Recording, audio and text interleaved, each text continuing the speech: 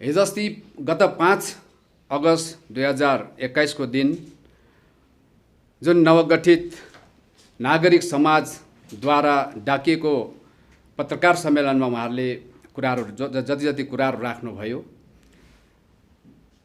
म यसलाई लिएर अगाडि म प्रस्तुत गर्छु। सबैभन्दा पहिला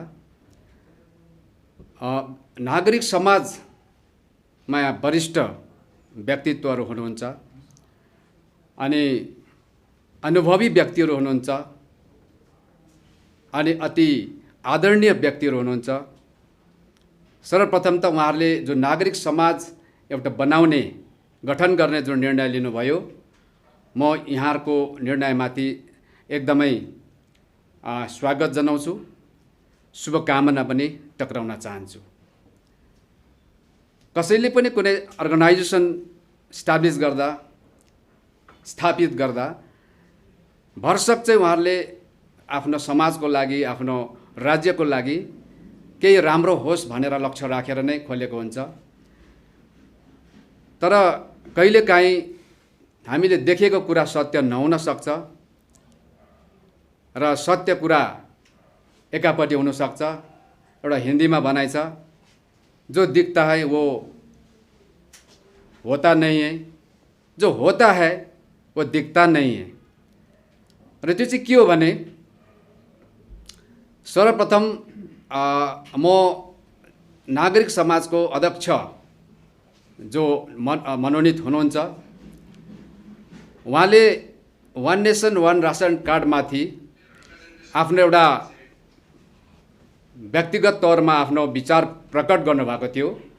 त्यसै सिलसिलामा उहाँले Surendra Prasad versus union of इन्डियाको जुन मुद्दा चल्यो, रुल 44 लाई लिएर, त्यसमा जुन फैसला आयो, अन्तिम फैसला, त्यो एकदमै सिक्किमेको पक्षमा आयो, फैसला भयो भन्नुभयो। म एकदम स्वागत गर्छु त्यो कुरालाई।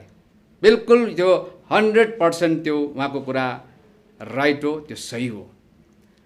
साथसाथमा त्यसैको सँगसँगै RC Paudel versus union of India को पनि जुन फैसला आयो 1993 सालमा, 10 फेब्रुअरी 1993 मा आएको फैसला हो, त्यो पनि एकदम सिक्किमेको पक्षमा आयो, 371F को पक्षमा आयो भनेर उहाँले भन्नुभयो। उहाँ हाम्रो हुनुहुन्छ अति आदरणीय दाजु श्रीमान भरत बस्नेतज्यू। र त्यति बेलादेखि नै हाम्रो मनमा एउटा कौतूहलता जागिरहेको थियो कि वास्तवमा के चाहिँ हो, के कुरा हो त यो। सिक्किमको एकदमै राजनीतिज्ञहरू, सिनियर पोलिटिसियनहरू अनि बुद्धिजीवीहरू, ब्युरोक्रेट्स, टेक्नोक्रेट्स, सम्पूर्ण हाम्रा समाजका उच्च औदामा रहनुहुने महानुभावहरू अनि शिक्षित हाम्रा छोराछोरी भाइ बहिनीहरू, अनि उहाँहरूले पनि यो कुरा सुन्नुभएको छ। तर कुनै प्रकारको यसमा टीका टिप्पणी नहुँदाखेरि चाहिँ हामीलाई गर्न कर लाग्यो। त्यो चाहिँ के हो भने, सुरेन्द्र प्रसाद चाहिँ साँच्चै उहाँ सिक्किम सब्जेक्ट नभएको व्यक्ति, COI पनि नभएको व्यक्ति, उहाँ नन सिक्किमिज भनौँ न, सिक्किमदेखि बाहिरको व्यक्तिले चाहिँ सिक्किमेहरूको हक अधिकार माथि चाहिँ उहाँले मुद्दा लगाएको कारणले गर्दा जुन फैसला सिक्किमेको पक्षमा भयो त्यो सही हो र त्यो चाहिँ सिक्किमको पक्षमा फैसला भयो भन्नु बिल्कुल सही हो। तर RC Paudel versus union of इन्डियाको फैसला पनि त्यसरी नै सिक्किमेको पक्षमा भयो। अब यसले चाहिँ सिक्किमको ती सम्पूर्ण बुद्धिजीवीहरू, शिक्षित जमातमा मलाई लाग्छ कहीँ न कहीँ प्रश्न चिन्ह खडा गरेको छ। भ्रम पर्ने स्थिति अथवा सृजना, त्यस्तो खालको स्थितिको सृजना भएको छ। त्यो के हो भने, आरसी पौडेल महोदय चाहिँ, उहाँ चाहिँ सुरेन्द्र प्रसाद जस्तो बाहिरको सिक्किम सब्जेक्ट नभएको, COI नभएको व्यक्ति होइन, उहाँ चाहिँ खाँटी सिक्किमे हुनुहुन्छ। र उहाँले बिल नम्बर 79 लाई लिएर, जुन प्रकारको बिल नम्बर 79 ले सिक्किमको समाज बीच, सिक्किमको खाँटी समुदाय बीच जुन प्रकारको राजतन्त्रदेखि नै अनेकताको बीज रोप्ने खालको जुन व्यवस्था थियो पहिला, सो त्यसैलाई 79 को बिलले कन्टिन्यू गर्दा सिक्किमको केही नेपाली भाषी बहुसंख्यक समुदायमा रहेको है जातिलाई केही अन्याय भएको महसुस भयो। अनि आरसी पौडेल त्यही समुदायमा पर्नुहुन्थ्यो। त्यसले गर्दा उहाँले एउटा जिम्मेवारी सम्झेर उहाँले एउटा यो मुद्दालाई जुडिसियरी मुद्दा बनाउनु भयो। अनि हाइकोर्टदेखि लगेर उहाँले सुप्रिम कोर्टसम्म त्यो केस पुग्यो। दुर्भाग्यवश सिक्किमको जुन अन्याय भएको, इन्जस्टिस भएको, इनइक्वालिटी भएको फन्डामेन्टल राइट्समा है यसरी लगभग चित्त नबुझ्दो व्यवस्था त्यसरी स्थापित भएको कारणले गर्दा उहाँले कोर्टमा च्यालेन्ज गर्नुभएको थियो। र यसको फैसला जब उहाँले मुद्दा जुन प्रकारले हालेको थियो त्यो अनुसार भएन। अर्थात् भन्नु हो भने सिक्किम विधानसभाको सिट आरक्षण व्यवस्थामा लोकतान्त्रिक र प्रजातान्त्रिक सिद्धान्तको अनुरूप भएको छैन भनेर उहाँले चाहिँ मुद्दा लाउनु भएको। त्यसले गर्दा यो केस चाहिँ सिक्किमेलाई व्यवहारिक रूपमा, सिक्किमको यहाँको खाँटी बासिन्दालाई संवैधानिक रूपमा, भावनात्मक रूपमा एक सूत्रमा बान्नको लागि उहाँले चेष्टा गर्नुभएको थियो। अगर अब त्यो फैसलामा आरसी पौडेल केसको फेभरमा त्यो फैसला नहुनु भनेको चाहिँ वास्तवमा सम्पूर्ण सिक्किमेको त्यो हितमा त्यो फैसला भएन। यो सम्पूर्ण सिक्किमेलाई अवगत भएको कुरा हो। र हाम्रो अति आदरणीय भरत बस्नेतज्यूले उहाँले भन्न चाहेको के हो हामीले बुझेनौँ। र RC Paudel versus union of इन्डियाको केसमा सिक्किमेको जित भयो भन्दाखेरि चाहिँ हामीलाई के यस्तो सोच्न बाध्य भयौँ त, सिक्किमे चाहिँ भन्दा आरसी पौडेल भर्सेस सिक्किमेको केस भयो जस्तो भयो चाहिँ। अर्थात् non Sikkimese RC Paudel versus बाहिरको आरसी पौडेल भर्सेस भित्रको सिक्किमेको फैसला भएको थियो। त्यसले गर्दाखेरि चाहिँ आरसी पौडेल केस अथवा बहुसंख्यक समुदायको जुन एस्पिरेसन थियो, जुन एउटा आशा थियो, त्यो आशा अनुरूप फैसला भएन। त्यसले गर्दाखेरि आरसी पौडेल लगायत उहाँ जुन समुदायमा हुनुहुन्छ त्यो डल्लै समुदायको त्यो चाहिँ जित होइन, त्यो चाहिँ हार भएको कुरा हो। अनि त्यो हारलाई चाहिँ आरसी पौडेलको हार बनाएर जित चाहिँ कसको भएको भनेर उहाँले भन्न चाहनु भएको हो। त्यो चाहिँ सिक्किमको जनता मजाले है क्रिस्टल क्लियरको हिसाबमा, यसमा पारदर्शी हिसाबमा जान्न चाहन्छ। रिपब्लिकन पार्टीले उहाँ जस्तो सिनियर दाजुहरूलाई यो कुरा तपाईँले प्रश्न पारिदिनुहोस् भनेर यहाँबाट अनुरोध गर्न चाहन्छ, बिन्ती गर्न चाहन्छ। नत्र राज्यमा, देशमा जहिले पनि राजनैतिक एउटा कूटनैतिक चालहरू चलि नै रहन्छ। कुनै पनि कानुन व्यवस्थाहरू बनिँदाखेरि त्यो कूटनैतिक चालहरूको प्रतिबिम्बहरू त्यो भित्र भेटिन्छ। र केही मात्रामा त्यो नेक्सस भन्छौँ हामी, जो अलिकति सामान्ती सोच राख्छ, सामान्ती विचार राख्छ, अनि उनीहरूको त्यो सामान्ती सोच र विचारलाई चाहिँ व्यवस्थामा मिश्रित गरेको हुन्छ, त्यहाँ इन्क्लुड गरेको हुन्छ।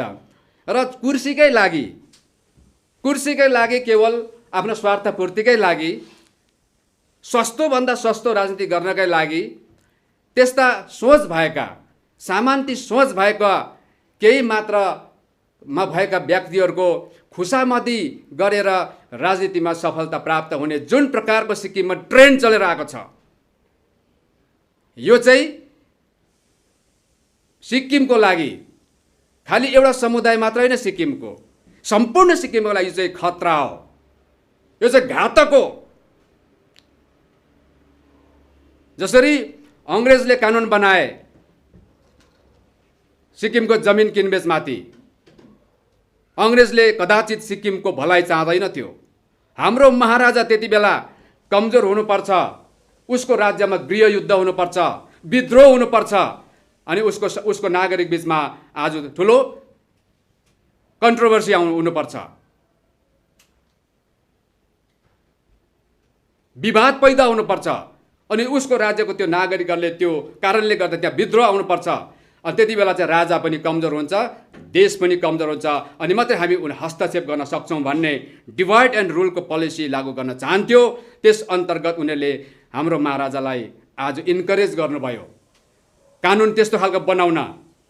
र सिक्किमको सही मान्छेले, सिक्किमको माया गर्ने, माटो गर्ने असल व्यक्तिले, सिक्किमको जुन सोभरेन्टी लामो समयसम्म है दीर्घकालीन हुनुपर्छ भनेर त्यस्तो चाहने व्यक्तिले कदाचित हाम्रो महाराजालाई सही सल्लाह दिन दिएनन्। त्यसले गर्दा त्यसको नतिजा पछि 1973 मा भोग्नु पर्यो सम्पूर्ण सिक्किमेले। र त्यस्तै प्रकारले सुन्नुहोस्, म नामै लिन्छु, अब किताबमा पनि लेखेको छ, मैले मात्रै लुकाएर के गर्नु। नारी रुस्तमजी त्यति बेलाको हाम्रो पाल्देन थन्डुप नामग्याल जो अन्तिम राजा हुनुहुन्थ्यो, उहाँको एकदम इन्टिमेट फ्रेन्ड, साथी। र जब जब राजालाई चिन्ता हुन्थ्यो, समस्या हुन्थ्यो, उसको उहाँलाई छटपट हुन्थ्यो, त्यति बेला नारी रुस्तमजीसँग सल्लाह लिनुहुन्थ्यो। अनि अर्को एकजना व्यक्ति हुनुहुन्छ सिक्किममा त्यति बेला पोलिटिकल अफिसर, JS लाल, जोन एस लाल। र जोन एस लाल र नारी रुस्तमजीले 1952 सालको चाहिँ एउटा व्यवस्था सुरु भयो, स्टेट काउन्सिल, जहाँ अब जनताले भोट लगाएर छ 50-50 को आधारमा। त्यो सबै त्यसको मास्टर माइन्ड चाहिँ हाम्रो जोन एस लाल र अनि नारी रुस्तमजी हो। र उहाँहरूले कदाचित पनि सिक्किम महाराजाको, सिक्किमको हित चाहेर त्यस्तो सल्लाह दिएका थिएनन्। यो हाम्रो अति आदरणीय लेप्चा भोटिया दाजुभाइहरूले पनि राम्ररी सुन्नुहोस् है। र अनि यो खालको व्यवस्था बनायो भने के हुन्छ, फेरि एक दिन सिक्किममा एक समुदाय, सिक्किमको एउटा समुदायलाई असन्तुष्टि पैदा हुन्छ, असमानता भएको महसुस हुन्छ। बिस्तारै बिस्तारै यिनीहरू पनि पढालेखा हुँदै जान्छ, हिसाब किताब गर्दै जान्छ कि आफ्नो जन्मसिद्ध अधिकार, सबैभन्दा महत्त्वपूर्ण, सबैभन्दा उच्च, सबैभन्दा शक्तिशाली राजनैतिक अधिकारको भागबन्डा चाहिँ यस्तो भएछ भनेर एक दिन एउटा समुदायलाई थाहा हुन्छ। अनि त्यति बेला पनि सिक्किममा विद्रोह हुन्छ। हो, त्यो विद्रोहको फाइदा उठाएर हामी सिक्किमलाई हाम्रो अभिन्न अङ्ग पनि बनाउन सक्छौँ भन्ने त्यस्तो दूरदर्शिता भएका व्यक्तिहरूले यस्ता बनाए सिस्टम। 1952 सालमा जहाँ 50-50 को पोलिटिकल रिप्रेजेन्टेसन है यसरी भागबन्ड लगाइयो। हो, सायद सिक्किमकै हाम्रो दाजुभाइलाई केही समयसम्म त त्यसले खुसी दिलायो होला है, केही राहत पनि दिलायो होला, तर त्यसको अन्तिम परिणाम सिक्किमले आफ्नो सोभरेन्टी गुमाउनु पर्यो। किनभने 1973 मा त्यो जुन असन्तुष्टिले चाहिँ बाहिर डरलाग्दो रूप धारण गर्यो, यानि कि 73 को एजिटेसनको रूपमा, कि यो प्यारिटी हटाउनु पर्छ अनि 1 मैन 1 भोट 1 भ्यालु सिक्किममा लागू गर्नुपर्छ। अनि प्यारिटी हटाउनु पर्छ भनेको चाहिँ के हो? अर्को शब्दमा भन्नु भने एसेम्ब्लीमा होस् चाहे काउन्सिलमा होस्, पोलिटिकल रिप्रेजेन्टेसन चाहिँ जनसङ्ख्या जसको जति छ त्यसको आधारमा हुनुपर्छ भनेको। त्यो चाहिँ हो प्रिन्सिपल अफ नेचरल जस्टिस, त्यो चाहिँ हो इक्वालिटी। त्यसले चाहिँ समाजलाई एउटै बनाएर एक सूत्रमा तपाईँको एकबद्ध गराउँछ। कसैलाई पनि आपसमा सिक्किमभित्रै एउटा दाजुलाई अर्को भाइसँग देख्दा शङ्का पैदा हुने, डर पैदा हुने, अर्कोले अर्को देख्दाखेरि त्यस्तो नहुने, मैत्री भाव आज तपाईँको त्यहाँ पैदा हुन्छ, भाइचारा पैदा हुन्छ। सुन्नुहोस् अब, सो त्यसले गर्दाखेरि चाहिँ आज त्यो हुन दिँदैन थियो। त्यसले गर्दा 73 मा इक्वालिटीको लागि प्रोपोर्सनेट हुनुपर्छ रिप्रेजेन्टेसन भनेर आन्दोलन भयो। त्यो आन्दोलन चाहिँ हाम्रो तत्कालीन महाराजाले जो हाम्रो मन मस्तिष्क दिलमा बसेको छ, आज उहाँको डाइनेस्टीलाई हामीले जोगाउन सकेनौँ। त्यो आन्दोलनले उहाँको डाइनेस्टी अन्त गर्यो, सिक्किमको राजतन्त्र अन्त गर्यो। अगर त्यो डाइनेस्टी र त्यो राजतन्त्र त्यसरी तपाईँको आज अन्त नहुनु भने सायद आज तपाईँ हाम्रो सिक्किमिज भन्ने चाहिँ आज हाम्रो नेसनलिटी हुन्थ्यो। हाम्रो माटो, हाम्रो देश आज गौरवको साथ हामी बाँच्न सक्थ्यौँ। तर कारण चाहिँ के हो भन्दाखेरि त्यो व्यवस्था जो चाहिँ तपाईँको एकदम डेलिकेट ब्यालेन्सिङ एक्ट भन्छ त्यसलाई, डेलिकेट ब्यालेन्सिङ एक्ट जुन तयारी गर्यो मास्टर माइन्ड उनीहरूले। बिचरा हाम्रो महाराजाले कुरा बुझ्नु भएन है। महाराजाको वरिपरिका उहाँको तपाईँको जति पनि उहाँले मनोनित गरेको अथोरिटीहरूलाई पनि उहाँलाई थाहा भएन कि यसको परिणाम अन्तमा के हुन्छ भनेर। अब सुन्नुहोस्, सो त्यसले गर्दाखेरि अब यो व्यवस्था अहिले पनि हाम्रो दाजुभाइहरूले चाहिँ यो त्यो त्यति बेलाको व्यवस्था जसको विरुद्धमा आज सिक्किममा सङ्घर्ष भएको थियो, त्यो व्यवस्था चाहिँ यो निरन्तर रहनुपर्छ। यस्तै यसलाई संशोधन गर्नु हुँदैन, सिक्किमको दाजुभाइ बिचमा यसलाई समान बनाउनु हुँदैन भन्ने सोच सिक्किममा झल्किँदैछ अहिले। अनि यसको परिणाम पनि भोलि सिक्किममा अर्को एउटा तपाईँको क्रान्तिको, अर्को एउटा विद्रोहको अखडा बनाउनु खोज्दैछन् यी हाम्रा दाजुभाइहरूले जस्तो हामीलाई लाग्दैछ। त्यसले गर्दाखेरि त्यति बेला जब सिक्किममा हामी विद्रोह गर्छौँ त्यसको फल कदाचित पनि हाम्रो हातमा आएको छैन र त्यसले गर्दाखेरि नोक्सान भएको छ र मजबुर गराउनु हुँदैन सिक्किमको समाजलाई फेरि पनि अर्को एउटा विद्रोह गर्नको लागि। त्यसले गर्दाखेरि म आदरणीय भरत बस्नेत दाजुज्यूलाई यो म भन्न चाहन्छु यहाँबाट कि तपाईँले कुन आधारमा RC Paudel versus union of इन्डियाको केसको फैसला चाहिँ सिक्किमेको पक्षमा भयो भन्नुहुँदैछ? के हामी सिक्किमे होइनौँ? आरसी पौडेल लगायत उहाँको जति समुदाय हामी सिक्किमे होइनौँ? हाम्रो पिता पुर्खा, हाम्रो बाजे बराजु, हाम्रो एन्सेस्टरले सिक्किममा खुन पसिना दिएको छैन? के आरसी पौडेल बाहिरको मान्छे हो? के आरसी पौडेल नन सिक्किमिज हो? त्यसले गर्दाखेरि हाम्रो विद्यार्थी भाइ बहिनीहरू, शिक्षित हाम्रो समाजलाई तपाईँहरूले यसको विवरण दिनुहोस्, तपाईँले भनेको कुरालाई जस्टिफाई गर्नुहोस्। यदि तपाईँले जस्टिफाई सबैको चित्त बुझ्ने हिसाबले गर्नुहुन्छ भने दाजु म तपाईँलाई आएर खाता लगाइदिन्छु, स्वागत गर्छु म तपाईँलाई, मेरो दाजु हुनुहुन्छ तपाईँ।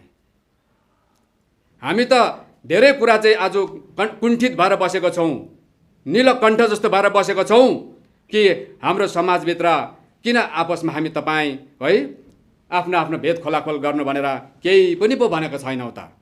भन्नु पर्यो भने सिक्किममा तपाईँ हाम्रो समाजभित्र कसको राजनीति गर्ने उद्देश्यहरू कस्तो कस्तो छ, के को लागि छ भनेर भन्नु पर्यो भने आज हामी सायद सिक्किमको मिडियामा वर्षौँभन्दा पनि हामी सक्दैनौँ। त्यत्रो विज्ञापन कलेक्सन छ त हाम्रोमा त हजुर, हामीलाई बोल्न बाध्य गराउनु भयो भने चाहिँ यो एक। अब नागरिक समाजको कुरा म गर्दैछु। संरक्षक हुनुहुन्छ हाम्रो अति आदरणीय दाजु भने पनि आज्ञा भने पनि श्रीमान छितेन टासी साहब हुनुहुन्छ। उहाँले पनि यहाँ कतैबाट गर्नुभयो होला कन्फरेन्स, भन्नुहुँदै थियो त्यही Surendra Prasad versus union of इन्डियामा हाम्रो जित भयो, RC Paudel versus union of इन्डियामा पनि सिक्किमेको जित भयो अनि 371 एक्टको जित भयो। त्यसले गर्दाखेरि म हाम्रो आज्ञालाई अति नम्रताको साथमा म उहाँलाई सोध्न चाहन्छु, अनि त्यो कसरी 371 एक्टको हितमा पक्षमा भयो अनि कुन सिक्किमेको पक्षमा भयो त्यो तपाईँले क्लियर गर्नुहोस्। बहुसङ्ख्यक 80% रहेको नेपाली भाषी जुन फैसलामा आज उहाँहरूले एउटा जुडिसियरीबाट पनि अन्याय भएको महसुस गर्नु पर्यो। साथसाथमा भारतको कुनै पनि राज्यमा बसोबास गर्ने नेपाली समुदायलाई कुनै पनि अथोरिटीबाट, कुनै पनि कन्सर्न मिनिस्ट्रीबाट, कुनै तपाईँको जुडिसियरीबाट चाहिँ अहिलेसम्म तिमीहरू चाहिँ बादमा नेपालबाट आएको इमिग्रेन्ट हो भनेको छैन। तर सिक्किमको बहुसङ्ख्यक आरसी पौडेल जुन समुदाय पर त्यो समुदाय डल्लैलाई आज लेटर इमिग्रेन्ट फ्रम नेपाल भनेर त्यो खालको स्ट्याटस दिएको छ, त्यो पनि लिगल स्ट्याटस भन्छ त्यसलाई। त्यो पनि सुप्रिम कोर्टले के त्यो सिक्किमेको पक्षमा जित भएको हो? अनि सिक्किमको बहुसङ्ख्यक समुदायलाई कतै न कतै अन्याय भएको महसुस भइरहेको छ। यो समाज असन्तुलित भएको भान भइरहेको छ र यसलाई सन्तुलित बनाऊ भन्ने जुन उहाँहरूको चाहना अनुरूप मुद्दा लडिएको थियो, तर त्यो अधुरो रह्यो। के त्यो सिक्किमेको जित हो? हाम्रो रिपब्लिकन पार्टीको प्रश्न छ। अनि साथसाथमा सम्पूर्ण सिक्किमको राजनीतिज्ञ, बुद्धिजीवी, सम्पूर्ण शिक्षित हाम्रो भाइ बहिनी छोराछोरीहरूले पनि यो कुरामा तपाईँहरूले गम्भीर भएर चिन्तन गर्न सोचिदिनुहोस्। र अर्को, अब म आउँदैछु 1974 को कुरा। 1974 उहाँले लिम्बू तामाङको सिट आरक्षण कसरी हुन्छ, कहाँबाट गर्नुपर्ने भन्ने विषयमा चाहिँ उहाँले एउटा सन्देश दिनुहुँदै थियो सिक्किममा कि अब भारत गभर्मेन्ट अफ इन्डियाको होम मिनिस्ट्रीको जोइन्ट सेक्रेटरीबाट आएको लेटर पढेर भन्नुहुँदै थियो कि विगत सरकारले यो लिम्बू तामाङ सिट आरक्षण बारेमा केन्द्र सरकारको भ्युज, केन्द्र सरकारको होइन राय जान्न चाहेको थियो। त्यसमा एकदम लेटर आएको छ, म पढेर सुनाउँछु भन्नुहुँदै थियो। उहाँले पढ्नुभयो।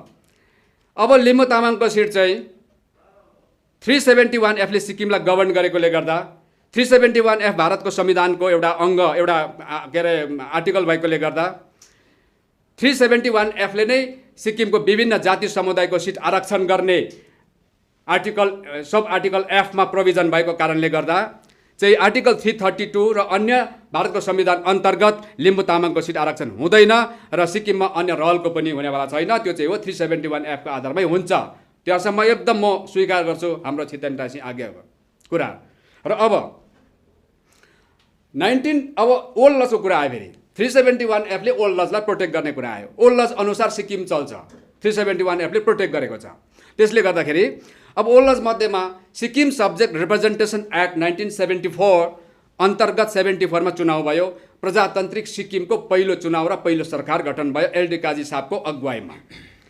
अनि त्यति बेला 1974 सालमा कस्तो खालको एरेन्जमेन्ट थियो विधानसभाको सिट एलोकेसनमा भन्दाखेरि एकापट्टि 16वटा डाइरेक्ट भुटिया लेप्चाको नाममा, यतापट्टि 16वटा नेपालीको नाममा, नेपाली समुदायको नाममा।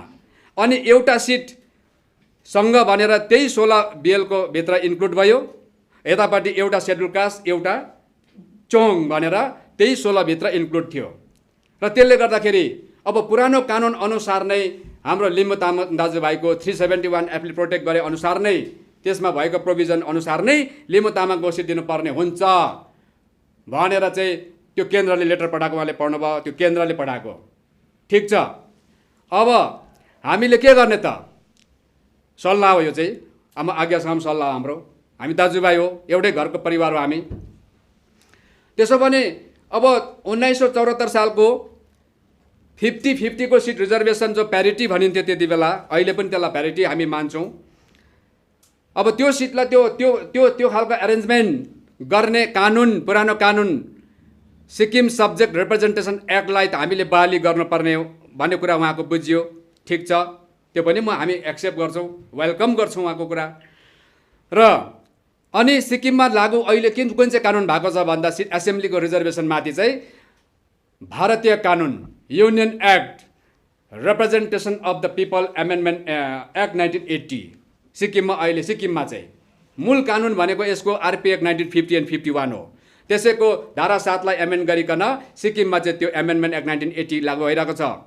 र यस अन्तर्गत सिक्किमको सिट अहिले आरक्षण व्यवस्था चलिरहेको छ। त्यसो भने हामीले के गर्नु पर्यो? हामी सबै बी, भुटिया, लेप्चा, नेपाली, अन्य हाम्रो जो पनि सिक्किममा है आज नागरिक हुनुहुन्छ, हामी सबै एक भएर हामीले त्यो 74 को कानुनलाई फर्काइ ल्याउने चेष्टा गरौँ। हामी एकदम सहमत दिन्छौँ। र अब त्यहाँ के हुन्छ? तर कुन एरेन्जमेन्ट अनुसारको कानुनलाई फर्काइ ल्याउने? त्यही 50-50 16-16 लाई नै फर्काएर ल्याउने कुरा गर्नुभएको हो, या त त्यसलाई संशोधन पनि गरौँ। 371F को क्लज केमा चाहिँ पुरानो कानुन प्रोटेक्ट गर्ने मात्रै होइन, अगर त्यो पुरानो कानुन चाहिँ प्रजातन्त्र र लोकतन्त्रको एगेन्स्टमा छ, त्यो सही छैन, जसको एगेन्स्टमा पहिला आन्दोलनै भएको थियो भन्ने तपाईँहरूले महसुस गर्नुहुन्छ भने तपाईँहरूले यो पनि भन्न सक्नु पर्यो, नागरिक समाजले कुरा क्लियर गर्नु पर्यो कि त्यो 16-16वटा सिटलाई पनि हामी एमेन्ड गरौँ, किनभने 371 भित्र क्लज केमा एमेन्ड पनि गर्न सकिन्छ भनेर त्यहाँनिर लेखिएको छ। म अलिकति तपाईँलाई सुनाउँछु। All laws in force immediately before the appointed day in the territories comprised in the state of Sikkim or any part thereof shall continue to be in force therein until amended or repealed by a competent legislature or other competent authority। खालि old लजलाई त्यतिकै त्यही क्यारेक्टरको त्यही हिसाबको कानुन त्यतिकै चल्छ भनेको होइन। यो कानुन चलिरहन्छ सिक्किममा तबसम्म मात्रै जबसम्म सिक्किमको समाजले यसलाई संशोधन गरी माग्दैन है, तबसम्म यो यस्तै चरित्रमा चल्छ। र सिक्किमको जनताहरूले, सिक्किमको है दाजुभाइहरूले अगर यसलाई आफूले जनमत दिएर पठाएको है लेजिस्लेचरमा, लेजिस्लेटिभ एसेम्ब्लीका मेम्बरहरूलाई, मुख्यमन्त्रीलाई आज तपाईँको अनुरोध गर्छ कि यो कानुनलाई सच्याइदेऊ भन्यो भने चाहिँ सिक्किम स्टेट एसेम्ब्लीले रेजोल्युसन पास गरेर केन्द्रलाई पठाएपछि केन्द्रले यसको अन्तिम रूप तयारी गरिदिन्छ। त्यसले गर्दाखेरि यो कानुन रिजिड होइन, पर्मानेन्ट होइन, यो संशोधित पनि हो। अर्को कुरा साथसाथमा के भनेको छ, त्यसले गर्दाखेरि चाहिँ यो कानुन अब जुन 16-16को कुरा छ त्यसलाई संशोधन पनि गरेर हामी दाजुभाइ बिचमा हाम्रो चित्त बुझ्दो बनाउन सक्छौँ हो, सल्लाह गरेर चित्त बुझ्दो बनाउन सक्छौँ। एक अर्को चाहिँ यदि तपाईँहरूको त्योपट्टि सोच छैन, हजुर जस्तो छ 16-16वटा त्यस्तै हुनुपर्छ भन्नुहुन्छ भने चाहिँ अब यसमा सुन्नुहोस्, लिम्बू समुदायलाई त्यति बेला चोङ भनेर 1 सिट मात्रै दिएको थियो। जनसङ्ख्या हेर्नुहुन्छ भने आजको दिनमा हाम्रो लिम्बू दाजुभाइहरूको 10% छेउछाउमा छ। त्यसो गर्दाखेरि हेर्नुहोस् अब त तामाङ पनि त्यहाँ प्लस भएको छ, त्यसले गर्दा लिम्बू तामाङ एलटीसँगै सिटको कुरा आयो र 16-16 सिट भित्रबाट दिनुपर्छ भने चोङको एउटै मात्रै सिट भनेर चाहिँ लेखिएको छ 74 को एक्टमा। त्यसो भने के हजुर नागरिक समाजले चाहिँ लिम्बू समुदायलाई एउटा सिट दिँदा भइहाल्छ, उहाँहरू खुसी भइहाल्छ भनेर हाम्रो लिम्बू समुदायलाई चाहिँ एउटा सिटमा चाहिँ उहाँहरूले त्यो सिन्की खाँदै जस्तो हो, हेर्दा चाहिँ बाहिरबाट धेरै देखिन्छ तर त्यो टिपेर सुकाउँदाखेरि साग होस् चाहे मुलाको सागहरू होस्, तर त्यसलाई जब भाँडामा खादिन्छ त्यति बेला तपाईँको यति 1 डोको साग चाहिँ 2 केजीमा परिणत हुन्छ, 1 केजीमा परिणत हुन्छ। त्यसरी खाँदेर चाहिँ चोङ सिट लिम्बूलाई चाहिँ 1 सिट मात्रै हुनुपर्छ भन्नुभएको हो कि या त हाम्रो लिम्बू तामाङ दाजुभाइलाई त्यो 16वटा लिएर चाहिँ त्यहाँबाट जनसङ्ख्याको आधारमा दिनु भन्नुभएको, यो कुरा स्पष्ट हुनु पर्यो, यो कुरा स्पष्ट हुनु पर्यो। र यसरी आज सिक्किममा कुरा राम्रोसँगले क्रिस्टल क्लियर नगरिकन हामीले राजनीति गर्नु र कुनै सङ्गठनले काम गर्नु सिक्किमको लागि घातक हुन्छ। म अति आदरणीय हाम्रो नागरिक समाजको संरक्षक चिफ प्याट्रन श्रीमान छितेन टासीज्यू लगायत उहाँको जति पनि होइन साथीभाइहरू हुनुहुन्छ, मेरो तपाईँहरूलाई अपिल छ, हामी अन्तमा दाजुभाइ हौँ, एउटै घरको परिवार हौँ र जहाँ जहाँ तपाईँ हामीलाई चित्त बुझेको छैन चित्त बुझाउने खालको काम गरौँ र सबै सिक्किमेको भलाइ हुन्छ। र अर्को कुरा अब म आउँछु 1 नेसन 1 रासन कार्डमा। सायद रिपब्लिकन पार्टीमाथि विभिन्न प्रकारको सोच पैदा हुन्छ होला, 1 नेसन 1 रासन कार्ड किन बोलेको छैन भन्ने आज म क्लियर गर्न चाहन्छु। यो पेन्डेमिकले गर्दाखेरि अड र इभन मेन्टेन गर्नु परेकोले गर्दा भनेको बेलामा आउन सकिँदैन। म गान्तोकदेखि धेरै टाढामा छु र आजको यो मौकामा म कुरा गर्दैछु। सिक्किम 371 F ले प्रोटेक्ट गरेको भने सबैले भन्छ, पुरानो कानुन प्रोटेक्ट गरेको हो नि त, त्यसले गर्दा पुरानो कानुन अन्तर्गत सिक्किम चल्नु पर्यो, त्यसले गर्दा सिक्किमको विशिष्ट पहिचान छुट्टै छ भन्ने कुरा पनि साँचो। र सुन्नुहोस्, अब सिक्किममा जब जब केन्द्रीय कानुनहरू केन्द्रको कुनै पनि पोलिसीहरू सिक्किममा लागू गर्नुपर्ने हुन्छ या इम्पोज गर्नुपर्ने हुन्छ त्यति बेला चाहिँ रेफरेन्डममा सिक्किम भोट लगाएर सिक्किम भारतमा 22औं राज्यमा परिणत गरिदिने जनताहरूले चाहिँ आफ्नो ओपिनियन दिएर ओपिनियन पोल रेफरेन्डम अन्तर्गत आज तपाईँ प्रस्तुत गरेर भारतको एउटा राज्य बनाउने प्रत्येक सिक्किमे जनताहरू सिक्किम राज्यको सिक्किमको माटोको मालिकहरू भएर बसेको छ अनि जिम्मेवार नागरिक भएर बसेको छ। त्यसले गर्दा सिक्किमको जनताले भोट दिएको छ, हामी जनताको प्रतिनिधि हौँ, त्यसले गर्दाखेरि केन्द्रले जे गराउँछ हामी त्यो गर्नुको लागि चाहिँ जनताले हामीलाई अनुमति दिएको छ भन्दैमा कुनै पनि केन्द्रीय कानुनहरू चाहिँ सिक्किममा डाइरेक्ट पब्लिकलाई नसोधिकन, जनताको राय नलिकन अनि जनसुनवाई नगरिकन क्याबिनेटमा यसलाई यो प्रस्तावलाई नलिकन र अनि क्याबिनेटले पास गरेको बादमा एसेम्ब्लीमा डिबेट नगरिकन, डिस्कस नगरिकन आज केन्द्रीय कानुनहरूलाई, केन्द्रको पोलिसीहरूलाई सिक्किममा डाइरेक्ट लागू गर्नु भनेको चाहिँ या त केन्द्रको अगाडि नतमस्तक छ सरकार, केन्द्रको अगाडि बोल्न नसक्ने कुण्ठित बन्ने सरकार छ सिक्किममा, या त डेभलपमेन्टको नाममा, सिक्किमको विकासको नाममा आज सिक्किमको रहलपहल अधिकारहरू पनि, अस्तित्वहरू पनि, आत्मसम्मान पनि आज लगेर तपाईको केन्द्रमा लगेर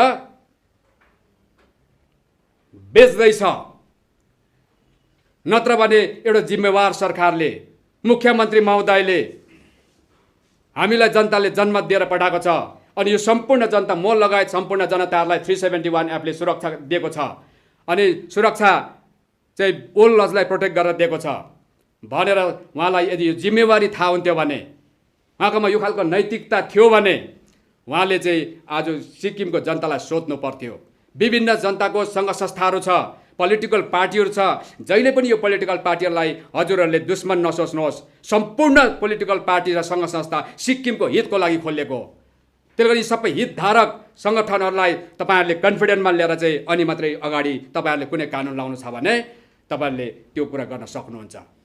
सर्वप्रथम त सिक्किमको 371 एक्टले भारतको यो सिक्किमलाई सञ्चालन गर्ने पुरानो कानुन बाहेक कुनै पनि कानुन संविधान 371 संशोधन गरेर यहाँनिर लागू गर्नु छ भने त्यो भारत सरकारले चाहेर पनि डाइरेक्ट सक्दैन। अनि सिक्किम सरकारले पनि यसरी जनतालाई हेपेर, जनताको भावनाको कदर नगरिकन, जनताको आज यो गरिमालाई लत्याएर चाहिँ 371 एक्टलाई तरलीकरण गर्ने काम चाहिँ नगर्नु र चामल थापेर खाने फेसिलिटी भारत सरकारले जो भारतभरि दिलाएको छ है, कहीँ उहाँलाई बारबन्देज छैन। त्यो भारत सरकारले आफ्नो गरिब जनताहरू, विभिन्न क्याटेगोरीमा पर्ने त्यो खाजनाहरू पाउनु पर्ने क्याटेगोरीको जनताहरूलाई उनले त एउटा राम्रो पोलिसी फ्याँकिदिएको, तर सिक्किममा चाहिँ लागू गर्दा यसले भविष्यमा कस्तो खालको भवितव्य निम्त्याउँछ, कस्तो सङ्कट हुन्छ, 371 एक्टमाथि कुनै प्रकारको घात हुन्छ कि हुँदैन भन्ने कुरामा विचार विमर्श नगरिकन, त्यो खालको विजडम नराखिकन, विवेक नराखिकन चाहिँ यो काम गर्नु, यो चाहिँ त्यसै कारण यो विवादको कुरा भइरहेको सिक्किममा अहिले शङ्का पैदा भइरहेको छ। अझै पनि समय छ, हामी सिक्किम सरकारलाई सल्लाह दिन चाहन्छौँ, सजेसन दिन चाहन्छौँ, तपाईँहरूले अहिले पनि जनताहरूको ओपिनियन लिएर ल हजुर हामीले त बटम दबाइहाल्यौँ, हामीले त लागू गरिहाल्यौँ, तर सिक्किमको बहुसङ्ख्यक समुदायहरू, जनताहरू होइन, सिक्किमको बहुसङ्ख्यक नागरिकहरू भनेको चाहिँ अब लगभग 50 एबभ भनौँ न हुनुहुन्छ है, सायद आयु पनि बढ्न सक्छ सरकारको, व्यक्तिको भनेको होइन, फेरि मैले मोराले घटाउने हो क्या भनेर सोच्छ होला, मैले भने सरकारको हो, सत्ताको भनेको हो, सत्ताको आयु पनि रमिनु सक्छ, तर जनताले चाहे जस्तो काम चाहिँ गर्नु पर्यो। र यो जुन चाहिँ 371 एक्ट तरलीकरण गर्ने कुरा छ, यो चाहिँ फेरि एउटा कुरा बुझिराख्नुहोस्, यो चाहिँ अहिले वर्तमान सत्ताधारी पार्टीले, सरकारले मात्रै गरेको भनेर चाहिँ म भन्न मिल्दैन, किनभने योभन्दा बढी सिक्किममा 371 एक्टको तरलीकरण गर्ने काम चाहिँ विगत सरकारले पनि गरेको छ। अहिले त सुरु हुँदैछ, अहिले अब यो कतिसम्म गर्ने हो, हामी सिक्किमे जनता सचेत भएन भने, हामी भुटिया, लेप्चा, नेपाली, अन्य हाम्रो समुदायहरू पनि छन् है, जो ओल्ड सेटलर्सहरू पनि हुनुहुन्छ, हामी सबै मिलेर आज हाम्रो जगेडा गर्नको लागि अगाडि जागेनौँ, सचेत भएनौँ भने अब वर्तमान सरकारले सुरु गरेको छ 371 एक्टको तरलीकरण गर्न, यो भोलिको दिनमा कुन हद तक कहाँ पुग्छ यसको आज त हामी अड्कल गर्न गाह्रो पर्छ। र म विगत सरकारको कुरा गर्दैछु, सिक्किममा हेर्नुहोस् 371 एक्टले पुरानो कानुनको रक्षा गर्दै थियो भने सिक्किमको जनतालाई नसोधिकन एउटा घमण्डको साथमा उहाँहरूले सिक्किमको पुरानो कानुन कुन चाहिँ तपाईँको खतम गर्यो म भन्दैछु। Sikkim income tax manual order 1948, Sikkim companies registration act 1961, Sikkim forest act, Sikkim motor vehicle act, अब थुप्रै छ यस्तो कुराहरू हेर्नु। यस्ता यस्ता कानुनहरू जो 371 एफले निरन्तर सुरक्षा दिइरहेको थियो, विगत सरकारमा जनतालाई कुनै प्रकारको थाहा नदिकन नसोधिकन केन्द्र सरकारको अगाडि विकासको नाममा हाम्रो ती पुरानो कानुनहरू सबै होम लगाइदिए स्वाहा भनेर। अन्त अहिले आएर विगत सरकार चलाउने महानुभावहरूले उहाँहरूले चाहिँ मलाई लाग्छ 371 को तरलीकरण भयो भन्दै अगाडि आउनु चाहिँ उहाँहरू स्वयंलाई अप्ठ्यारो लाग्नुपर्छ। जस्तो जस्तो बराजै उस्तै उस्तै नाति त हो अहिले त। गुरु चेला गुरु शिष्य परम्परामा सिक्किमको राजनीति चलिरहेछ। सुन्नुहोस् त्यो कसरी। एलडी काजीको बादमा जति पनि सिक्किममा सरकार हुँदैछ त्यो चाहिँ बहुसङ्ख्यक समुदायबाट हुँदैछ। लिडरसिप चाहिँ लिडर अफ द हाउस चाहिँ उहाँको हातमा छ सरकार। त्यहाँदेखि एलडी काजीको बाददेखि यता चाहिँ सिक्किमको 371 एफमाथि बार तपाईँको तरलीकरण गर्ने काम भएको छ। त्यसले गर्दाखेरि अनि 15 वर्ष सरकार चलाउनेको चेला हो, 25 वर्ष चलाउने चाहिँ। सुन्नुहोस् यहाँ, 15 वर्ष सरकार चलाउनेको चेला हो, 25 वर्ष सिक्किममा सरकार दिने। केही फरक थिएन, बोट त्यही हो। त्यसले गर्दाखेरि त्यही फल झरेर त्यहाँबाट उम्रेको त स्वाद त अर्को हुँदैन थियो। त्यहाँदेखि फेरि अहिले सुन्नुहोस्, फेरि त्यही 25 वर्षको वृक्षबाट झरेको फलले फेरि मुनि गएर तपाईँको जमिनबाट है बहुत मुस्किलले खुट्टा टेकेर उम्रेर अहिले निकै ठुलो झ्याङ भएको छ। स्वाद लु सिक्किमको जनताले लु फाल्टो पाउँदैछ त त्यही स्वाद छ।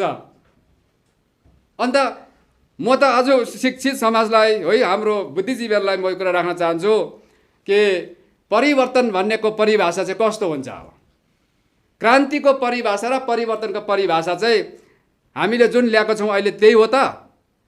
यो होइन भने असली परिवर्तन त्यो खालको गुरु चेला परम्परालाई हटाएर चाहिँ नयाँ सोच, नयाँ विचार, छुट्टै प्रकारको आइडियोलोजी, छुट्टै प्रकारको दर्शन भएको सिक्किमको समाजलाई यथार्थ रूपमा एक सूत्रमा बाँध्ने, भुटिया लेप्चा नेपालीलाई एउटा आत्मा बनाउने, एउटा शरीर बनाउने, एउटा नागरिक बनाउने, एउटा दाजुभाइ बनाउने खालको आज तपाईँलाई परिवर्तन चाहियो, क्रान्ति चाहियो भने चाहिँ त्यो चाहिँ सिक्किम रिपब्लिकन पार्टी हो। म ठोक्का लगाएर भन्न सक्छु, त्यसले गर्दाखेरि चाहिँ हाम्रो सिक्किमको सम्पूर्ण आमा बाउ, दाजुभाइ, दिदीबहिनी, सम्पूर्ण महानुभावलाई म आह्वान गर्न चाहन्छु मिडियाको माध्यमबाट, यदि तपाईँहरू पनि साँच्चै क्रान्ति, साँचो एकता, साँच्चै सद्भावना, साँच्चै भाइचारा, साँच्चै समानताको कुरा गर्नुहुन्छ भने चाहिँ रिपब्लिकन पार्टीदेखि बाहेक अन्य कुनै पनि राजनीतिक सङ्गठन तपाईँहरूले पाउनुहुन्न। मैले अरू सङ्गठनलाई मैले फेरि है अलिकति होच्याउनु खोजेको होइन। यदि थियो अरू सङ्गठनमा भने म खुद त्यो पार्टीमा हुन्थेँ। र अन्तमा मैले अब सक्दैछु र अन्तमा आएर म के भन्न चाहन्छु भने विशेष गरेर हाम्रो लेप्चा अनि भुटिया दाजुभाइहरू जो हाम्रो दाजुभाइहरू हुनुहुन्छ, समुदायहरू हुनुहुन्छ, अल्पसङ्ख्यकमा हुनुहुन्छ, हामीलाई उहाँहरूको चिन्ता छ, माया छ। सबै समुदायले अस्तित्वको लागि लडाइँ गर्छ, अस्तित्व बचाउनको लागि इमान्दार भएर लड्छ।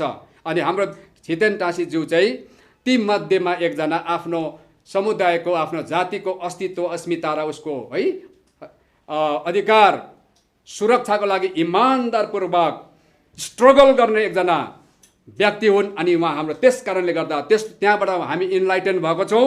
त्यसले गर्दाखेरि म उहाँलाई एक प्रकारले टिचरको रूपमा पनि हेर्छु। म उहाँलाई कहिले कम्युनलको रूपमा हेर्दिनँ, तर मलाई चाहिँ तपाईँहरूले पनि, मलाई थाहा छ तपाईँहरूले कम्युनलको रूपमा हेर्नुहुन्न। तर आँखामा पट्टी बाँधेको अन्धकारमा जिउने केही हाम्रो महानुभावहरूले हुनसक्छ मिस्टर केबी राईलाई कम्युनलको दृष्टिकोणले हेरेको छ भने मेरो तपाईँलाई भन्नु केही छैन। तर कम्युनल भनेर तपाईँहरूले मलाई कतै तपाईँहरूले फेसबुकमा लेख्नुभयो, म अस्तिदेखि भन्दैछु, कतै पनि तपाईँहरूले के अरे त्यस्तो खालको कमेन्ट्स गर्नुभयो भने माया लाग्छ हाम्रो दाजुभाइलाई कोर्टमा नबोलाउँ भनेर, थानामा नबोलाउँ भनेर, तर अबदेखि उता मायाले पनि थाम्दैन भन्छन्। त्यस्तो खालको देख्यौँ भने चाहिँ सायद त्यस्तो पनि हुन्छ होला। मलाई अलिकति होइन तपाईँहरूप्रति एउटा मेरो रिक्वेस्ट पनि छ र म यसै कुरामा भन्दै थिएँ। र त्यसले गर्दाखेरि हाम्रो छितेन टाँसी आज्ञाबाट हामी इन्लाइटन भएका हौँ र हजुरकोमा सबैमा एकताको भावना, सद्भावना, बराबर समानताको भावना छ भने हामी तपाईँ नागरिक समाजसँग बसेर कुरा गर्न हामी होइन इच्छुक छौँ। हामीलाई सूचना प्राप्त थियो तपाईँ पनि एउटा नागरिक समाजकै को लागि अघि बढ्दै हुनुहुन्थ्यो र तपाईँ पनि कहीँ जानुभयो है। पुरानो नागरिक समाजलाई पनि फर्काइल्याउने तपाईँले प्रयास गर्नुभएको थियो। त्यो प्रोसेस हुँदा हुँदै अर्को नागरिक समाज जन्मिनाले गर्दा कतै कन्फ्लिक्ट त भएको होइन? अब यस्तो छ हेर्नुहोस् है, हाम्रो पनि एउटा थियो होइन, तपाईँले भन्नुभएको पुरानो एउटा नागरिक समाज चाहिँ भन्दैन, नाम चाहिँ नाम अरू थियो, त्यो छ अझै पनि होइन। अब त्यहाँबाट फेरि अर्को एउटा नयाँ खोलिएको छ। त्यसले गर्दाखेरि उहाँहरूले अहिले नयाँ खोलिएकोबाट जुन प्रकारको एउटा विचार उहाँले व्यक्त गर्दैछ, तपाईँ पनि त्यसमा हुनुहुन्थ्यो भन्ने कुरा जुन भन्नुभयो। यस्तो हेर्नुहोस्, त्यहाँ नागरिक समाज अहिले नयाँ जो गठन भएको छ, त्यहाँ एक दुईजना व्यक्तिहरू होइन, अब बेसी त छैन, व्यक्तिहरू हामीसँग यो आइडियोलोजीमा, यो दर्शनमा बहुत लामो सङ्घर्ष गर्नुभएको, मेरो उहाँलाई पुरा भित्रबाट हृदयबाट मेरो आदर छ है। म उहाँलाई अहिले पनि उत्तिकै प्रेम गर्छु, उत्तिकै आदर गर्छु। तर उहाँहरू अहिले नयाँ समाजमा छ। अब हामी पुरानो समाज भयौँ होइन, र त्यसले गर्दा पुरानो कुरा त्यही हो। हामी त्यहाँ अब नयाँ समाजमा त अब के छ भने मैले भनिहालेँ नि, अब पुरानो समाजले जुन भन्दैछ नयाँ समाजले त्यसलाई एडप्ट गर्ने हो भने फेरि यो समाज एउटै हुन्छ, बुझ्नुभयो हो। र अगर फेरि त्यो नयाँ समाजको अडान चाहिँ त्यो होइन जुन प्रकारको एउटा सिक्किमे समाजलाई अनेकतामा ल्याउने, विभाजन गर्ने खालकै सिस्टमलाई नै लिएर चाहिँ तपाईँको उहाँहरूले नागरिक समाजले अगाडि बढाउने हो भने चाहिँ पुरानो समाजको र उहाँहरूको त्यो आइडियोलोजी मिलेन। त्यसले गर्दाखेरि तपाईँले भन्ने कुरा चाहिँ ठिकै हो। अरू केही छन् भन्नुहोस्।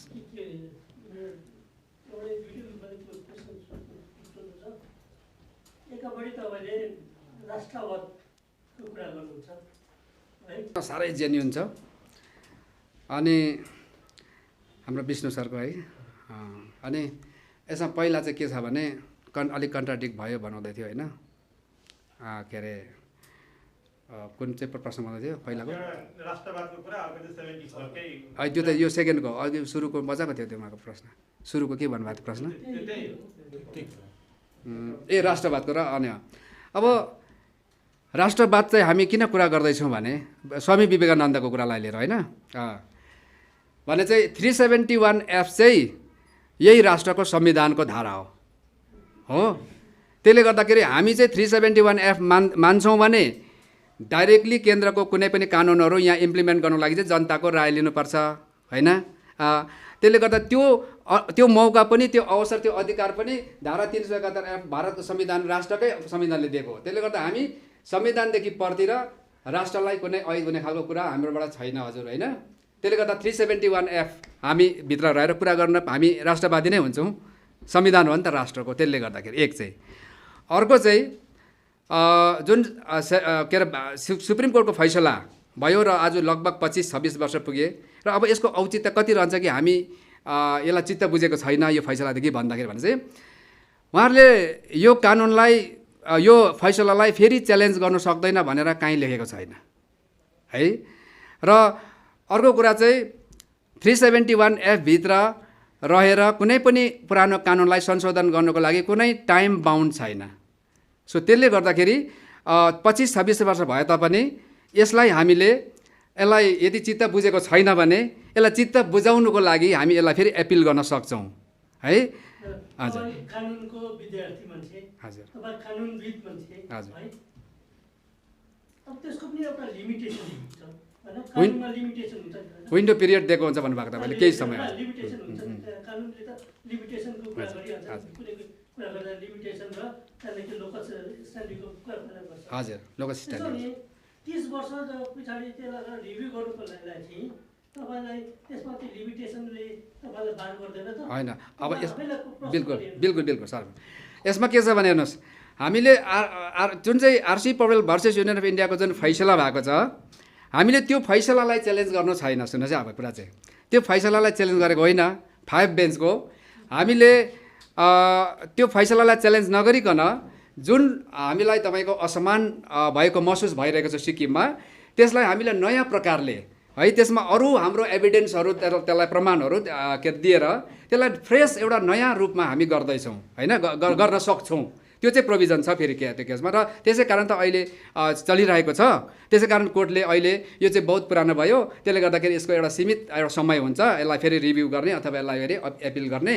त्यसले गर्दा तपाईँहरूको यो हुँदैन भन्न त्यसकारण उहाँले सक्नु भएन किनभने हामीले यसलाई नयाँ प्रकारले नै गर्दैछौँ। त्यो चाहिँ फेरि ठाउँ छ। म्याटर त विषय त त्यही हो विषय त्यही हजुर त्यहीमा आएर चाहिँ त्यही जजमेन्टले चाहिँ सबै कुरा तपाईँहरूको अहिले जुन तपाईँले रेज गरिरहनु भएको त्यो कुरा त्यहाँ एड्रेस भइसकेको छ भनिसकेको छ। हजुर अहिले त्यो तपाईँहरूको हाइकोर्टमा पेन्डिङ छ। हजुर हाइकोर्टमा छ। त्यसो भने अहिले आएर त्यही कुरा गर्नुहुन्छ यहाँ पनि तपाईँ अब त्यहाँ त्यसरी भन्नुहुँदैछ तपाईँहरूको आफ्नो क्लियरिटी त्यसमा अब के हो त्यो त्यही त अब यो एउटा कुरा हो। अर्को चाहिँ तपाईँले फेरि भन्नुहुँदैछ अब 79 देखि आरपी एक्ट अब जुन केन्द्रको कानुन क्रिया लागिसकेको छ त्योबाट चुनाव भएर पनि अहिलेसम्म आसन्न छ। फेरि अहिले आएर छ त्यसलाई भारतको संविधानको त्यो प्रोभिजनलाई अहिले पनि एमेन्ड गरेर त्यसलाई हटाएको छैन कि अब जति पनि ओल्ड लजहरू सिक्किमबाट हटे रिपिल भएर जो युनियन एक्ट इम्पोज भयो अब यो चाहिँ तपाईँको फेरि त्यो युनियन एक्टलाई चाहिँ फेरि हटाउन सकिँदैन त्यही पुरानो कानुनलाई ल्याउन सकिन्न होइन के अरे त्यसलाई ल्याउन सकिँदैन भनेर चाहिँ तपाईँको त्यस्तो अब 371 भित्र त्यस्तो काहीँ पनि प्रोभिजन छैन। त्यसले गर्दाखेरि सिक्किमे जनताको विजडममाथि डिपेन्ड गर्छ कि सिक्किमे जनताले अगर चाह्यो भने जनप्रतिनिधिलाई अगर तपाईँको के है यो कुराहरू गरिदियो भने सिक्किमे जनताले त्यो चाहिँ गर्न सक्छ। तर पोलिटिकल विल पावर चाहिँ नेताको हुनु पर्यो जनताको चाहना हुनु पर्यो त्यस्तो त्यो चाहिँ नहुने कुरा छैन हजुर। कि अब जनताले चाहिँ सुन्नुहोस् न डल्लै आफ्नो देशको अस्तित्व नै जनताको चाहना भएको खण्डमा है आफ्नो जन्म दिएर जन्म सङ्ग्रहमा भोट दिएर चाहिँ आफ्नो देशको सोभरेन्टी नै दिनु सक्ने जनताले नाति त्यो कानुनलाई हाम्रो पुरानो कानुनलाई ल्याइदियो भन्नु नसक्नु त त्यो त के भन्नु अब होइन। त्यसलाई त्यो ठाउँ छ नि त 371 एफले दिन्छ जनतालाई त्यो गर्नु चाहिँ फेरि त्यस्तो छ कुरा चाहिँ। तर कोसिस त होइन हामी पहिला आउनु पऱ्यो नि त माथि जनताले हामीलाई जन्म दिनु पऱ्यो होइन माथि पुर्याउनु पऱ्यो तपाईँको एसेम्ब्लीमा अनि त्यहाँदेखि एसेम्ब्लीमा हामीले पास गरेर चाहिँ हजुर जनताको भनाइ यस्तो छ जनताले यो माग गर्दैछ त्यसले गर्दा जनताको आशा अपेक्षामाथि कुठाराघात गर्न सकिँदैन लोकतन्त्रमा र 371 दिएको छ। पुरानो सरकारले गल्ती गर्यो हामी यो गल्ती गर्न सक्दैनौँ हजुर भनेर हामीले माथि एसेम्ब्लीमा यो कुरा प्रपोजल पास गरेर पठाउनु चाहिँ पर्यो। त्यहाँदेखि उता भनेको चाहिँ सिक्किमे जनताको युनिटी सिक्किमे जनताको इच्छा शक्ति र नेताको बिचमा मिल्नु पर्यो तालमेल नहुने त्यस्तो केही पनि छैन हामीले देख्दाखेरि। सर तपाईँले अघि सरकारको सरकार र अहिलेको सरकार दुवै सरकारको काम गराएपछि असन्तुष्टि तपाईँले जनाए जस्तो गर्नुभयो र तपाईँले एउटा आह्वान पनि गर्नुभयो कि एसआरपीमा चाहिँ हामीलाई सघाउनुहोस् र हामी चाहिँ अब बदलाव ल्याउँछ भनेर होइन। त तपाईँको चाहिँ तपाईँले चाहिँ कस्तो पाराले बदलाव ल्याउनुहुन्छ तपाईँको चाहिँ आइडियोलोजी चाहिँ के छ यो जुन चाहिँ यस्तो खालको चलिआएको छ है यो प्रवृत्ति यस्तो खालको जुन चाहिँ चलिआएको छ यसलाई तपाईँ कसरी बदलाउ। अब यसलाई मैले 1 by 1 भन्नु पऱ्यो भने त आज कन्फरेन्स सकिँदैन हो। त्यसले गर्दा तपाईँलाई म हो सर्टकटमा भन्न चाहन्छु। अब हेर्नुहोस् मूल कुरा गरौँ र त्यो अरू फेसिलिटीहरूको कुरा सानो पोलिसीको कुरा नगरौँ ठुल्ठुलो कुरा गरौँ। जस्तै सबभन्दा पहिला सिक्किमेको सुरक्षाको कुरा गरौँ। सुरक्षा कवच 371F को तरलीकरण भयो। हिजोको सरकारले पनि गरेको थियो आज पनि गर्दैछ चरित्र एउटै छ बाजे त्यस्तै नाति त्यस्तै भनेर हो यो कुरामा चाहिँ अनि त्यसको बादमा जस्तै अब यहाँ हाम्रो केही सङ्गठन संस्थाहरूको हाम्रो पनि कुरा छ सिक्किमभित्र पस्नको लागि चाहिँ कुनै पनि राज्य युटी होइन बाट यहाँ पस्नको लागि चाहिँ हामी इनर लाइन पर्मिट अन्तर्गत मात्रै पस्न दिने भन्ने कुरा छ त्यो स्वागत योग्य छ। हामी त्यस्तो कुरालाई पनि ल्याउन सक्छौँ। 371Fले त्यो गर्न हामीलाई त्यो क्षमता दिएको छ। 371F भित्र त्यो क्षमता छ। जसरी राजनाथ सिंहले गृहमन्त्री हुँदाखेरि सिक्किमेको पहिचान चाहिँ अरू राज्यको अरू देशको नागरिकको भन्दा विशिष्ट छ अलग्गै छ भनेपछि त्यसलाई अलग्गै जोगाएर राख्नु लागि त कानुन बनाउनु पऱ्यो नि त, अनि पो त्यो अलग्गै भन्ने कुरा चाहिँ व्यवहारिक हुन्छ होइन। अब यस्ता कुराहरू भयो जो अहिलेको सरकारले सकेको छैन। अनि अब अहिलेको सरकारले जस्तै अब स्टुडेन्टहरूमाथि बर्बरतापूर्ण नीति अप्नाइरहेको छ होइन। कस्तो उनीहरू एउटा कन्स्ट्रक्टिभ विचार भएका व्यक्तिहरू सचेत भएर चाहिँ तपाईँ कहाँ विरोध गर्नुपर्छ, कहाँ स्वागत गर्नुपर्छ भन्ने कुरालाई उनीहरूले व्यावहारिक रूपमा ल्याउँदै गरेको हाम्रो स्टुडेन्टहरूलाई जुन प्रकारले उनीहरूले आज आफ्नो इक्जामिनेसन गर्न, उनीहरूलाई स्कुल कन्टिन्यू आफ्नो कलेज जानबाट उनीहरूलाई वञ्चित गर्यो। यो खालको तपाईँको कुराबाट हामी सबैलाई असन्तुष्टि छ, असन्तुष्टि कुरा त हो नि होइन। यस्तै प्रकारले आज के अरे विभिन्न जस्तै एजुकेसन पोलिसीमा हेर्नुहोस्, विभिन्न आफूले आफ्नो नजिकमा भएका मन परेका व्यक्तिहरूलाई डेपुटेसनमा विभिन्न डिपार्टमेन्टमा आज स्कुलको राम्रो पढाउँदै गरेको गुरुबाबुहरूलाई आफ्नो प्रिन्सिपलबाट, आफ्नो तपाईँको भाइस प्रिन्सिपलको ठाउँबाट जिटी पिजिटी टिचरहरूलाई आज डेपुटेसनको ठाउँ लगेका छन्। त्यो ठाउँमा कहीँ पनि अहिलेसम्म रिप्लेसमा आज त्यो नानीहरूलाई सिन्सियरली त्यसरी पढाउने व्यक्ति आजसम्म तपाईँको त्यो रिप्लेसमेन्टमा केही पनि छैन है। आज एजुकेसन पोलिसी त्यस्तो प्रकारले तपाईँको धराशायी भएर गएको छ। आर्थिक रूपले हेर्नुहोस् तपाईँले है, आर्थिक रूपले तपाईँको अहिले पेन्डेमिक सिचुएसनमा हेर्नुहोस् कतिजनामा चाहिँ बोल्नु सकेको छैन, कसरी चाहिँ घर चलाउनु, अब मेरो नानीलाई मेरो छोराछोरीलाई मैले कसरी चाहिँ अब मैले उसको आहार मैले ल्याउनु घरमा भन्ने प्रकारको अवस्था भएको गाउँमा कति छ बोल्नु सकेको छैन। त्यहाँ चुकिरहेको छ सरकार। हरेक क्षेत्रमा सरकार लगभग अब कुनै नोटिफिकेसन निकाल्छ सरकारले होइन, विवेक नराखिकन निकाल्छ। कसरी भन्दा चाहिँ हेर्नुहोस्, अहिले सामान बोक्ने होइन, जति पनि तपाईँको के अरे फुडहरू बोक्ने होइन, रासन पानी बोक्ने, खानेकुरा बोक्ने गाडीहरूमा हेर्नुहोस् त अड-इभन लाउँदैछ। त्यहाँ त अड-इभन लाउनु भएन नि त, किनभने कुनै फ्याक्ट्रीको एउटा के अरे सानो स्केलको फ्याक्ट्रीले बिचरा एउटा गाडी त्यो पनि इन्स्टलमेन्टमा किनेको हुन्छ, उसले अर्को फेरि अड-इभनको लागि दुईवटा गाडी किन्नु पर्दैछ, त्यहाँ लोनमा फस्दैछ। त्यस्तो हुन्छ भनेर मलाई थाहा छैन। अड-इभन तपाईँको त्यो मालवाहक गाडीमा लाउनु भएन नि त होइन। यस्तो कुरामा पुग्दैन।